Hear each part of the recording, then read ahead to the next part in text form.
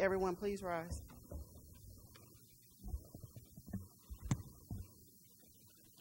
Yeah, I went to the police memorial this morning and reflected on the challenges of the profession, which inspired this invocation. Dear Lord, Heavenly Father, we ask for your blessing and guidance for all the brave men and women recognized as our public servants in blue, who have dedicated themselves to the service of our community with a resolve to keep us safe. And we ask for your continued blessing on those who paid the ultimate price in their effort to protect and serve. This in your holy name we pray. Amen. I pledge allegiance to the flag of the United States of America and to the republic for which it stands, one nation, under God, indivisible, with liberty and justice for all. Honor the Texas flag. I pledge allegiance to thee, Texas, one state under God, one and indivisible.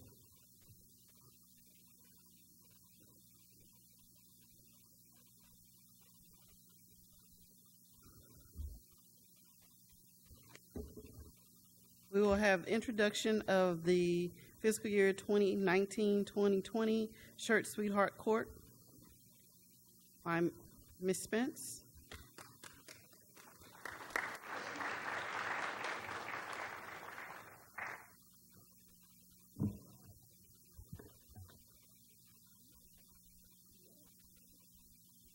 Good evening, Mayor Pro Tem Hayward, Dr. Brown, council, staff, and our guest at council tonight. I'm pleased to introduce to you our 2019-20 ambassadors for the city of Schertz, the Sweetheart Court. These young ladies were selected just a couple of weeks ago at our coronation event, and they will represent the city in fairs and festivals, activities, and events here over the next 12 months, beginning with the Live Oak Memorial Day Parade in just a couple of Saturdays. So they'll be sharing the name of Schertz. So let me introduce you to Miss Sunshine, Olivia Coates. Miss Olivia is a 2-year member of the Sweetheart Court. Our Miss Friendly City is Sarah Vasquez. Miss Jubilee is Kylan Gillespie. And Miss Schertz, Megan Morales,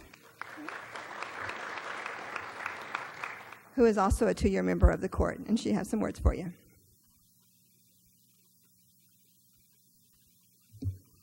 Good evening, Mayor Pro Tem Hayward, council members, and all others attending this meeting tonight.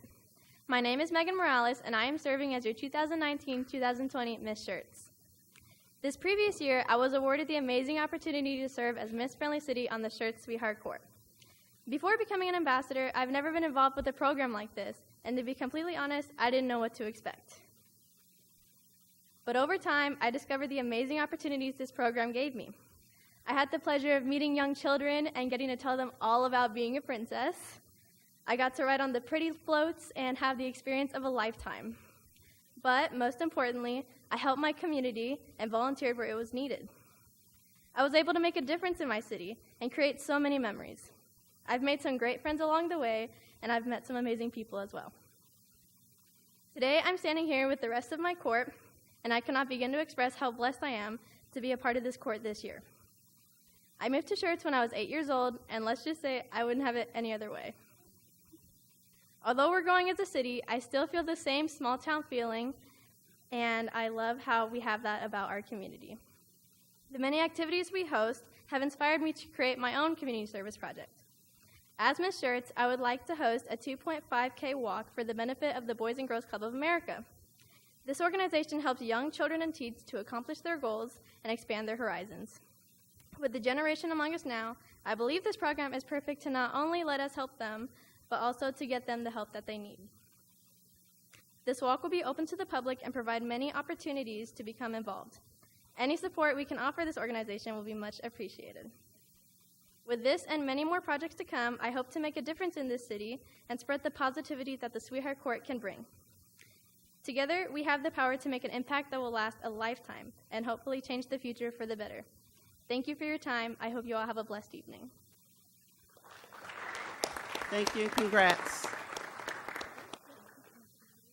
All right. Our young ladies attend currently Corbett Junior High School, John Paul II Catholic School, and Samuel Clemens High School. Okay. So one of the end of the event, at the end of the year for these young ladies for our Sweetheart Court is to participate in the Fiesta Flambeau Parade.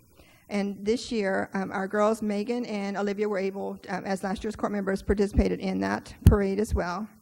And they had a great opportunity.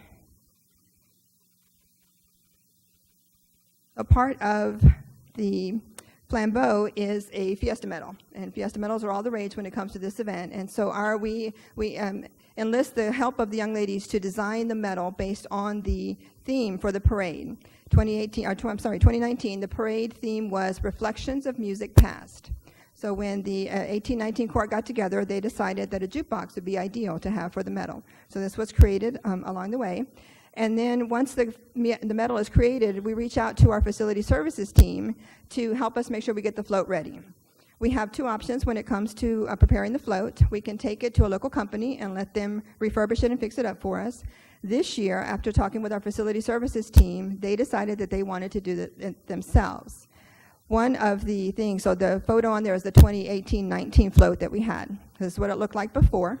And that jukebox is a prop that we had used several years ago, 10 years ago, for a parade. And we own that prop there, so we just had it in storage. So when I spoke with Joe and his team, they decided they were going to tackle the project themselves instead of us having to send it out to get it done at a local company. So they took what you see there, took some pieces apart, made some changes, got some new material, and bottom left is kind of the beginnings of what it looks like. And then there's your jukebox that's been refurbished. And that was your finished product for the Flambeau for this year. So by doing the float renovation in-house versus sending it out, there was some considerable savings to the city from the process. Depending on the design of the float, cost can be anywhere from $5,000 to $10,000 to get it redone. Using our in-house team and setting out the time aside so they could do this one, total cost was about $3,000. So that made a significant difference. And not only was it done in-house, and there's some pride in the work that they did, we were also awarded, the City of Schertz, the float, was awarded third place in the out-of-town category at the Fiesta Flambeau. It is quite difficult to win an award with this parade. There are about 200 entries.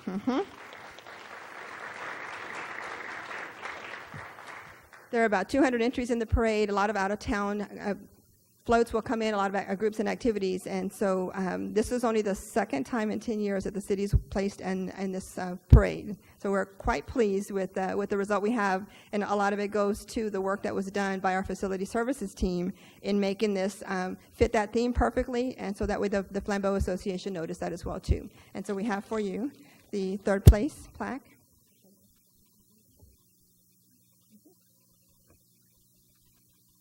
So the city and team earned the third place. Okay. All right. That was, let's go. Congratulations. That's awesome. Our facility services staff deserves all the credit for making us look so good. And we've got something for them that we'd like to present to them as well, too, and let you see the work that they did. Good evening, Mayor, Council, and City Management staff. Today's presentation is especially special for us, for my department, because it does mark the 10th year since we took over this the float kind of operations. And like Mary stated, we used to always outsource to a local company. So this past year, we decided to take under the undertaking, and of course, we had some great success. So I'm really proud of my team for going above and beyond on that. I want to thank especially Albert Orozco and Chris Mayorga, the two guys that really took the brunt of the project. So I just want to ask them to come up here, and I have a special plaque for them.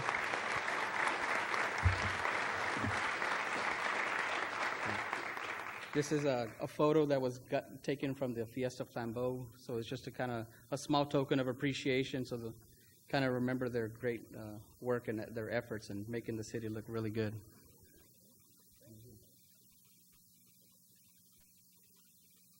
Thank you. Congratulations on a job well done. Thank you. Thank you.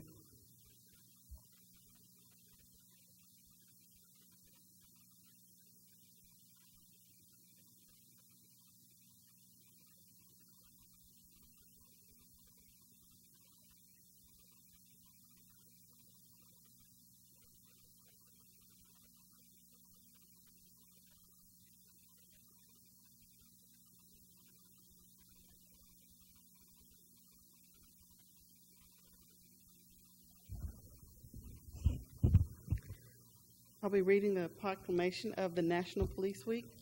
I had the pleasure of reading the one for this morning. And whereas the members of the City of Schertz Police Department play an essential role in safeguarding the rights and freedoms of the citizens of Schertz, and whereas it is important that all citizens know and understand the duties, responsibilities, hazards, sacrifices of their law enforcement agency, and that members of our law enforcement agencies recognize their duty to serve the people by safeguarding life and property, by protecting them against violence and disorder, and by protecting the innocent against deception and the weak against oppression. And whereas the men and women of the Schertz Police Department unceasingly provide a vital public service. Now, therefore, on behalf of Michael Carpenter, the Mayor of City of Schertz, call upon all citizens of Schertz, upon all patriotic, civic, and educational organizations to observe the week, May 12th through the 18th, 2019, as National Police Week, with appropriate ceremonies and observances in which all of our people may join in, commemorating law enforcement officers past and present, who by their faithful and loyal devotion to the responsibilities have rendered a dedicated service to their communities, and in doing so have established themselves an inevitable and enduring reputation for preserving the rights and security of all citizens.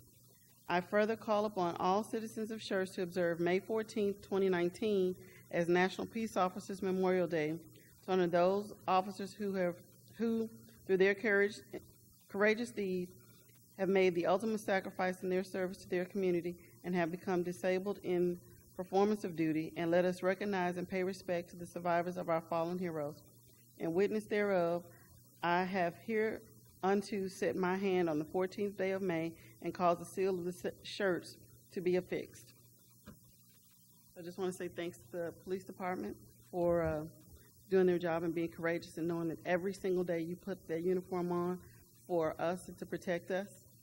So please come forward.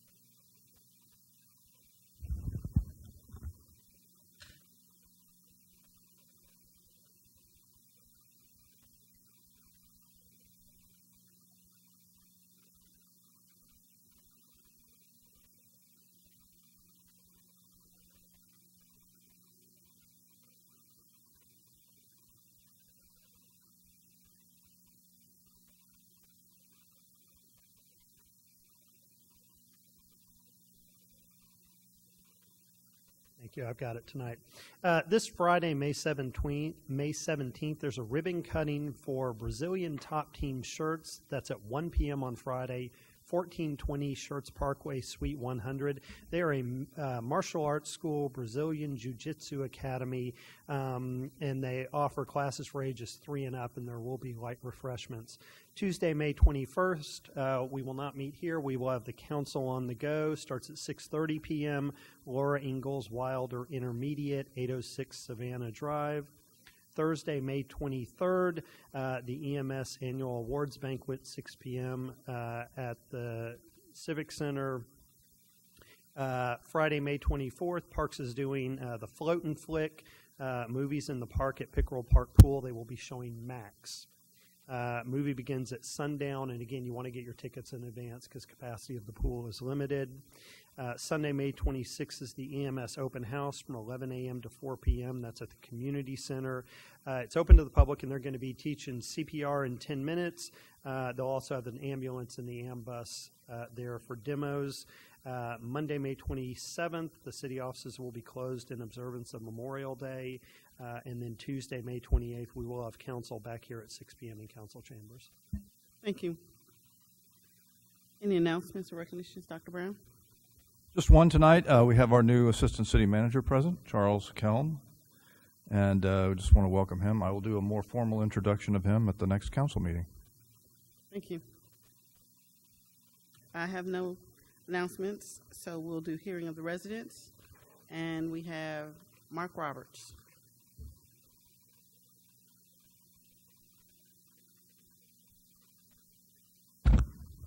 Good evening, Council.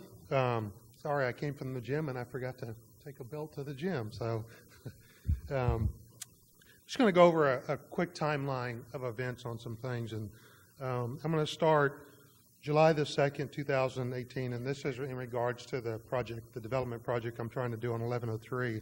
So we met with TxDOT planning and really looking at utility relocations and what their plans were, what their road elevation was going to be, so we could start doing some design work on our site. And TxDOT stated that the city didn't have plans to relocate the water line out of the right-of-way. They were going to modify the existing line. We questioned that. We questioned why they would even do that, why they wouldn't just put another line in or move the line out of the right-of-way during the construction time. So I met with the city on July the 5th. I met with the engineering department, fire chief, architect, and the civil engineer. And we were approximately 1,360 feet from a manhole cover at Walgreens. We were told that I would be required to get easements for the sewer with the assistance of the city, and we could request pro rata for the sewer to bring it from 35 and 1103 to my property. And then we were going to meet with them on the water line to really question the water line relocation. So August the 20th, I sent a letter of intent for a development plan requesting to use on-site sewer, which is what I had requested to start. I said, hey, let me just put a septic tank in, and we will design the system so that when and if sewer comes to the area, we could easily tie into it because I want to get this development going. September 24th, I received a subdivision plat technical review letter from the city stating that a wastewater extension is going to be required. Sent an email to the city regarding the wastewater extension, questioning some of it. October the 10th, I received comments, technical review letter from the city on a preliminary plat. Sewer lines were currently being reviewed and comments would be issued at a later date. We had discussed that. Then one of the notes was the wastewater and sewer can be reduced to a 16-foot sanitary sewer easement only. So we went through this. And it did say further adjustments may be necessary. And we went through this whole plan. We went through our design of our detention area, all the site design for our drainage based upon that. So October the 15th, I submitted for a special use permit package. The 22nd of October, I got a call saying that the special use package was going to be deemed incomplete because the site plan was missing.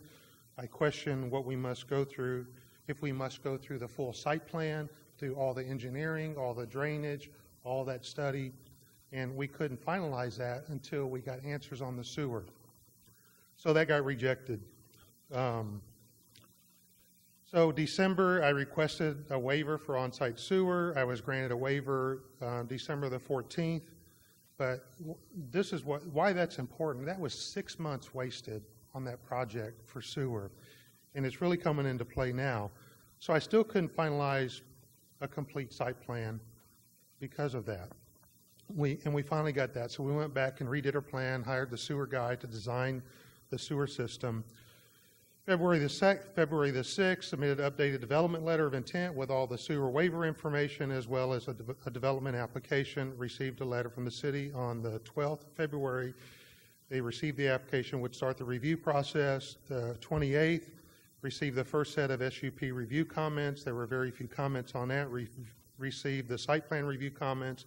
There was numerous comments. A lot of it was dealing with horizontal, vertical articulations and the use of building materials, mainly related to stucco and landscaping.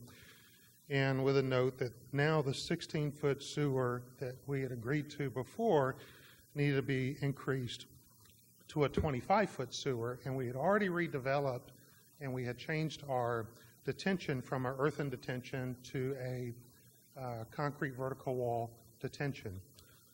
So we went back in a later meeting and discussed some of that. So then, and this isn't even all the notes that I have. This was just what I felt I could read in about 3 minutes. April the 28th, we had ordered a fire flow test from the city, and the city schedules this. City scheduled it for 9 a.m. We had the contractor out there at 9 a.m. I went out there, said, okay, well, I want to be there. Nobody from the city showed up, so I called 9:10 and inquired, hey, what's going on? Because we didn't schedule it, the city scheduled it. Said, well, here's the contact number I have. I said, that's the right contact number. That was the contractor's number. Everything's right. We'll get a hold of somebody. They got a hold of somebody. They called and said, okay, well, we'll be on our way. Where's the site at? Thinking, well, the city scheduled this. You got to know where the site was. So they showed up at 9:35 to do the fire flow test. We got that done.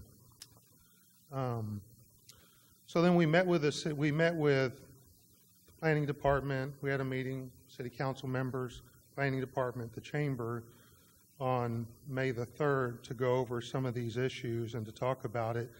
And then, because I really question why, if I got to apply for an SUP, why I would have to go through that whole design process. I mean, it's $100,000 to go through that, not even knowing whether I'm going to get a SUP approved or not. So then I believe, and I'm going to have to verify this with Nick, he had told me that, well, I don't think you needed to do a full, you could have done a conceptual, which was a question I asked early on, can I do a conceptual? Because we don't have everything. And the answer was no, you got to do full site plan. I have to go back through my emails because I do believe the civil engineer also questioned that too. So, but nevertheless, why all that's important now, so here I'm sitting over a year. I put the property under contract in March of 2018. And the way I did the contract was I knew that it was going to be difficult to go through this whole planning process, knowing how long it took me for the last one. So we figured, okay, well, 14 months ought to be plenty. So we wrote the contract where I really didn't have to pay for the property. So I'm not making interest payments on that property until I have a building permit in my hand. And we said, well, we ought to be able to get a building permit within 12 months, get something approved. And so now why that's come into play is my contract expires the end of this month. So now I'm up against a wall, and they're basically holding a gun to my head saying, okay, well, now in order for us to extend that contract, these are what we're going to do. Ultimately, what it's costing me is a whole bunch more money to do it. So I'm at risk of losing the land, and I'm really to the point where I say, well, I'm not going to let them hold a gun to my head. I'll walk away from it. I'll take the loss and walk away from it and do another piece of property. And I tell you that because it shouldn't take that long to get something done. We're not talking about building a big hotel. We're not talking about building a big strip center. We're talking about building an auto repair shop, an 8,000 square foot building on an 1.5 acre property. So, and I will let the council members talk to you all about the meeting we had and their comments on that at a later time. Thank you. Thank you, Mr. Roberts. Move on to consent agendas. Approval of the minutes of the regular meeting on May 7th, 2019. Resolution number 19R56, a resolution by the City Council of the City of Schertz, Texas, authorizing the city manager to enter into an agreement with My House of Designs for graphic design services and other matters in connection therewith. Is there any items that need to be taken off the consent? May I get a motion, please? Motion to approve consent agenda items. Second. Motion has been approved and second. I call for a vote. Aye. Aye. Aye. Aye. Aye. Aye. Aye. And now we have discussion items.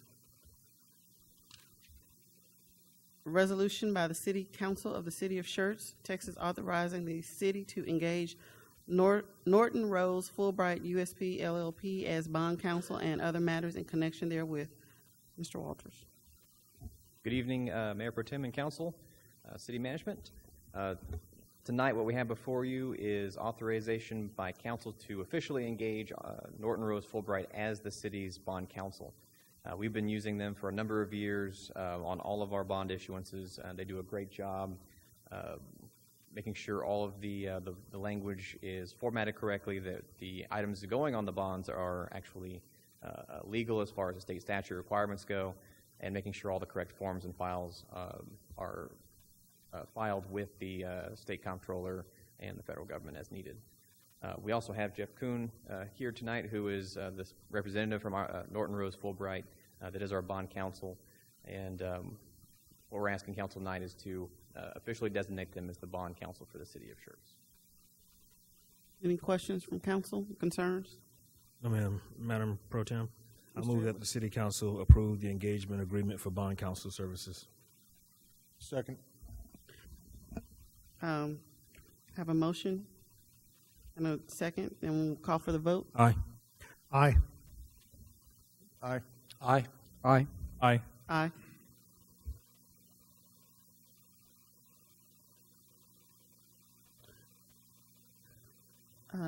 Next, resolution number 19R61, a resolution by the City Council of the City of Schertz, Texas, authorizing and approving publication of notice of intent to issue certificates of obligation, complying with the requirements contained in Securities and Exchange Commission Rule 15C2-12 and providing an effective date.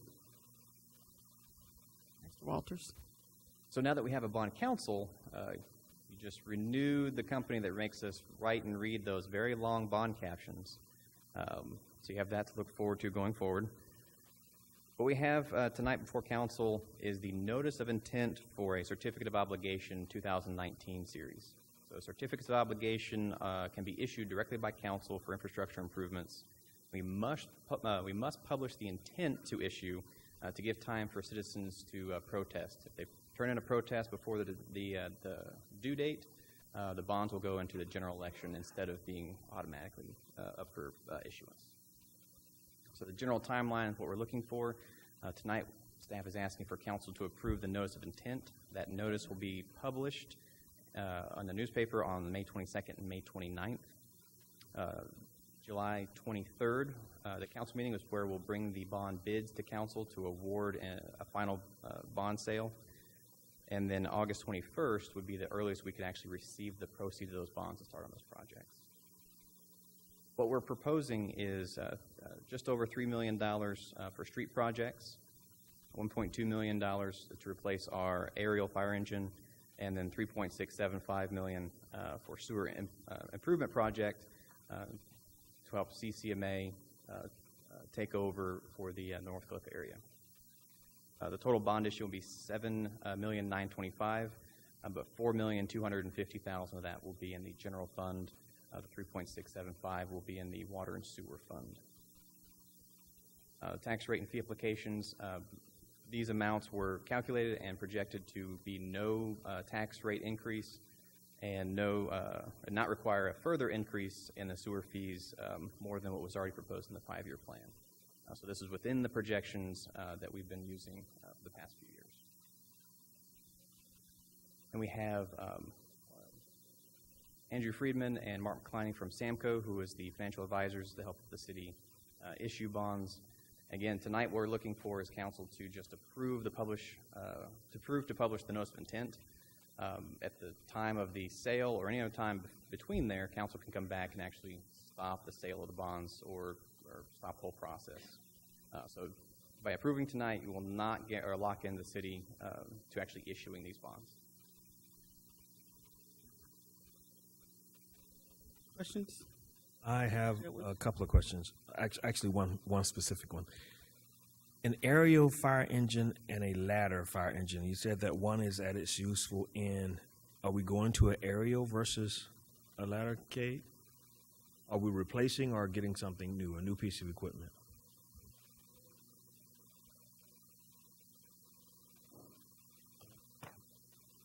Aerial and a ladder, essentially the same term up there.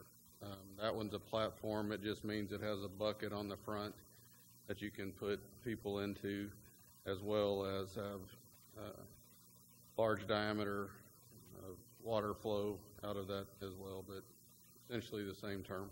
Okay, thank you. I just was confused on that. Thank you. That's it, ma'am. Dr. Scagliola? Yeah, I was just wondering why the COs versus a bond initiative.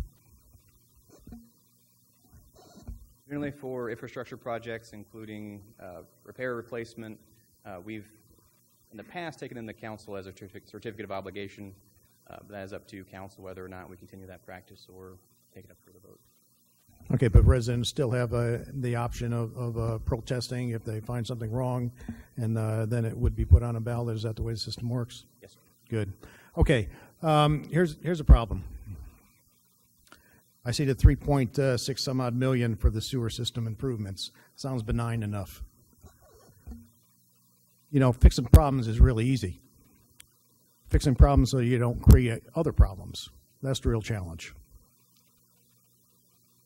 Now, GBRA has expressed a burning desire to close that plant up at Northcliffe for a number of years. Sending the water through the pipeline down to CCMA, yeah, it fixes one problem, but it leaves the golf course high and dry. That's their water source, which in my view is a much bigger problem. Not my intention to disapprove this resolution, because there's a lot of good things in here. I don't want to send us back to the drawing board. Things aren't going to get cheaper further down the road if we delay it. However, I believe it's imperative that we explore options and other considerations. Dr. Brown, first off, let's consider that, one, the city of Schertz owns that treatment plant. It was paid for by the residents. Number two, let's check on those impact fees, because I'm wondering, are we using our current rates, impact fees for connections, or are we using the grandfathered impact rates, which were considerably less when that treatment plant was put into operation? Three, other options between CCMA and the city of Schertz. I believe fundamentally we need to sit down and get engaged with the shareholders and stakeholders in this, so we can come up with possible opportunities and avert some possible big mistakes. I'll make a motion later that we actually sit down and have a discussion item about it, or agenda item. Right now, though, as I said, I have no problem making a motion to approve Resolution 19R61. What? Is there special verbiage I need to read? Just a moment. Okay. If there's anyone else that has something to say. Mr. Larson? Can I, in the packet, and I didn't see any more specifics on the $3 million for road improvements. Are there more specifics for precisely what that's for? Are the new roads? So it'll continue on the rehab and rehabilitation. If you remember during the retreat, we listed about $10 million of street projects, and we only had, those were all unfunded. So this $3 million combined with our fund balance will go towards that list. Okay, and I know we kind of talked about that. What's the term of the CO bond? We have how long is the structure for the sewer and the streets will be 20 years, and then the aerial fire engine, the $1.2 million, will be over a seven year. Okay. 7-year period. So that one pays off. We're not paying on that fire engine for 20 years when it's not going to last that long. Well, I mean, the road, we're paying $3 million for 20 years on road improvements that aren't going to last that long. So I think I know we're moving away from that, but just to reiterate the importance of that, right now we're borrowing money for maintenance that we can project and estimate would occur, and the improvements that we're going to be paying for, we're going to be paying for longer than their lifespan. Am I understanding that correctly? Check with Ryan. I believe some of these street projects will be full rehab rehabilitation, so they'll basically putting in a new street. But Yeah, Councilman, I think so. So a couple things. One is we're planning to come to you guys in a few meetings to talk about the road spam program. Basically, as the mayor asked for, I think at the budget retreat, a very broad overview that not only kind of reviews, okay, what's the stuff that we've done and what's the stuff that's in design right now, but also that capital improvement program for road that is sort of that rolling program that we look out in the future. And as James said, we've given you that kind of list of here's all that we've got to do, but we've not fully vetted that with you at this point. So I think part of that work session is to say, this is that priority list, this is how we think we'll get there. As James said, rather than do the minor repairs, seal coats, things like that, this bond money likely we're going to plan to put to reconstruct roads. So kind of like what you did with Schertz Parkway, because those are the roads that we get the full life out of, the 20-year if we do it right, thus the reason to bond it. But as we talked about, our ultimate plan, ultimately where we'd like to get to, is that we are putting money in the budget every year, a big pot, so that we're keeping up with those roads, because much like our vehicle replacement, we know we will have road repair. So rather than not doing anything for a few years, issuing bonds, either CO or general obligation, and then bonding it, we'd like to build up that fund. But till we can build up that recurring cost, we don't want to let stuff fall apart too much. Our residents don't want us to let it fall apart too much. And so we're being very thoughtful about the bond money that we're pulling in. And so again, by taking that surplus money from the reserve, coupling with some additional bond capacity, we feel like we can kind of make the dent and balance that. But that's, again, part of the reason we're doing a CO is proposing a bigger bond issuance through a general obligation or something like that, because we want to move to this, what we think is a more sustainable path. So just to rephrase to make sure I understand, as it relates to the roads, we're bonding that money to make sure we don't fall too far behind in road maintenance, but we have a long-term plan to shift that burden to the general fund because they're foreseeable expenses. Let me offer this, which is slightly different, and I want to be real honest with you. We have a long-term desire to shift more of that money to an annual recurring road maintenance. We started doing that this past year, and it was smaller. It was the 265, whatever, that we added to it. It's this shift of taking the excess reserve really is that same kind of thing. So we've started down that path. We've got a long way to go. It's not going to happen overnight. But again, the idea, and we talk with staff a lot about it, is let's chip away a little bit. Let's keep making progress, keep moving forward. But I don't want to imply and leave you to believe that in a few years, or residents in a few years, that, oh, we'll have made this move fully. We'll have to balance it. Part of that depends on what happens with the legislature. Part of that depends on how quick we catch up in other areas. But that's the idea, is to really budget these recurring expenses, much like we budget for, car repairs and things like that. And because I'm talking as much to the person who's going to sit in this seat after me and the residents as anything else. We have, I think, if I remember from the budget retreat, that for our road maintenance budget this year is about $350,000. Is what we've got in our kind of normal general fund road maintenance budget. That's right. And so when we went through the budget retreat, for those who didn't have the opportunity to see that, I think the road team estimated that what that should look like is probably closer to $4 to $5 million a year. To put that in perspective, we spend, I think we just approved spending about $50,000 in unexpected expenses to build a new park because of a bond issuance. And so so residents can be aware of the scope of that, there's a need to shift a balance, I think, long term. And so the CO bond, I understand I don't want to fall too far behind. So I think almost cornered into supporting it, because roads are a key function that we have. But I just wanted to make clear, not so much to ask you a question in all honesty, but to speak to the person who's going to sit here in this seat after me. Our plan is to be responsible and cover maintenance of roads in the general fund because we can plan for them. And I hope and I pray that the people who are part of this long-term continue to move that forward so that we have a sustainable community in the future. And I agree with that, and I think we're trying to do that in a number of areas, our building maintenance and our parks. And so to that, I would say, your question last meeting, the meeting before, about what's our cost for this grant that we're applying for, Parks Director and I talked about, those are the good questions. I remember Councilman Edwards asked that about the skateboard park. What's our maintenance going to be on it? So I think those questions are good because we need to understand there's generally not an upfront cost. Even the fire, the ladder truck, or the bucket truck, that's going to come due in 7 years, so it's got that cost. So yeah, I think those are good questions and comments, and I think that's how we're trying to think about things to be sustainable. Great, thank you. Anyone else on council? Mr. Edwards? In years past, we've used certificates, CO bonds and obligations to buy things like fire trucks, land, soccer fields, and everything else. I don't see this as being a problem going forward. So if no one else has anything else to say, I'd like to move to adopt a notice of intention resolution. Second. Moved in second. Call for a vote. I have a discussion item.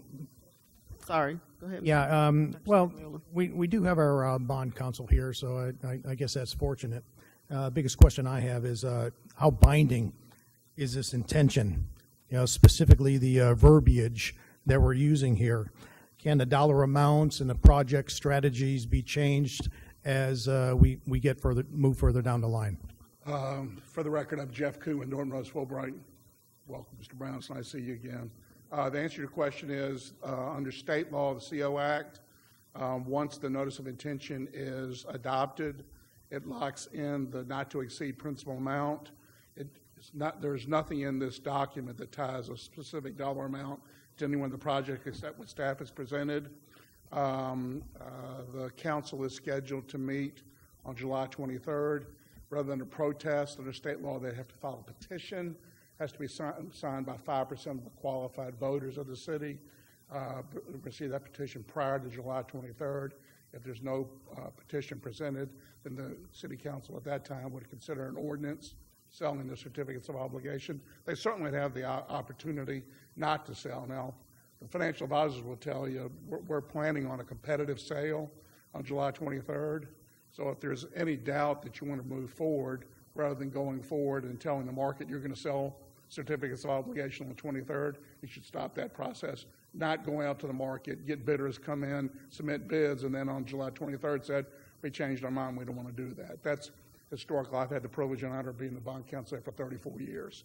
And so that historically has not been done, but hope that answers your questions. Basically, it's a not-to-exceed dollar amount that we're improving with this intention. Right. Thank you so very much. My pleasure. That's all I have, ma'am. Thank you. Anyone else? Call for motion. We have to use a specific motion. Motion was made. Aye. Motion was made by. Sorry. Call for a vote. Aye. Aye. Aye. Aye. Aye. Aye. Aye. Roll call vote. The first is consent, items 1 through 2. Councilmember Brown made the motion. Councilmember Gutierrez seconded. Mayor Pro Tem Hayward voted yes.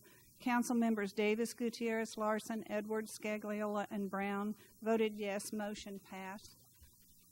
Item number 3, resolution number 19R60. I believe Councilmember Edwards made the motion. Councilmember Brown made the second.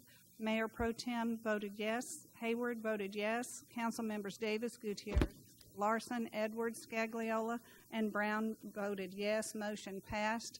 Item number 4 is resolution number 19R61. Council member Edwards made the motion. Council member Scagliola made the second. Mayor Pro Tem Hayward voted yes. Council members Davis, Gutierrez, Larson, Edwards, Scagliola, and Brown all voted yes. Motion passed. Mr. Edwards? Actually, I made the motion, but Councilman Scagliola did not second. Someone else seconded. Who from did down. the second? I think it was Mr. Gutierrez. Okay, sorry. Thank you. Announcements? Any announcements, Dr. Brown?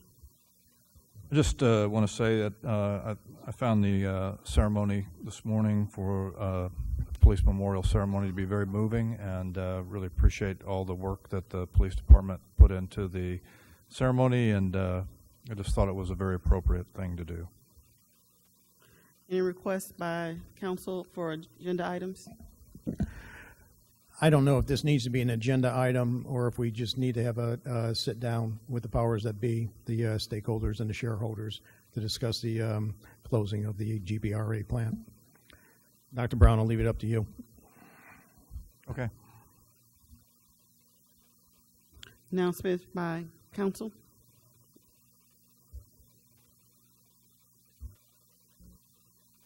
Events attended.